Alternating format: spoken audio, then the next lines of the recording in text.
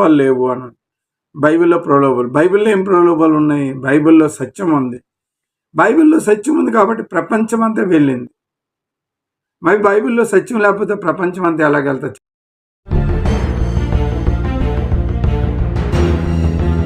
హిందుత్వాన్ని మా దేవుడు నుంచి అనేక మంది క్రైస్తవులు వస్తున్నారు. అసలు మీరు ఇక్కడ ఒక్క నిమిషం నేను చెప్తాను. ఇది ప్రాక్టికల్ నేను చెప్తాను. ప్రాక్టికల్ కాదా? కాదు, నేను చెప్తా వినండి. కాదన్నా కదా, నేను చెప్తున్నా వినండి. హిందుత్వాన్ని మీరు ప్రపంచం అంతా రుద్దండి, అందరినీ మతం మార్చండి అని మా దేవుడు మాకు చెప్పలా. ఓకే, కాబట్టి మేము వాడిని ఎదుటి వాడిని ప్రలోభ పెట్టి వాడిని కొట్టో తిట్టో ఇంకో రకంగానో అవసరమైతే చంపేసో మతం మేము ప్రయత్నం చేయలేదు. మాకు అలాంటి లక్షణాలు లేవు అంటున్నా. ఒక్క నిమిషం ఆగండి, ఒక్క నిమిషం. కంప్లీట్ చేయనండి, మీరు ఎంతసేపు మాట్లాడారు. ఆగండి.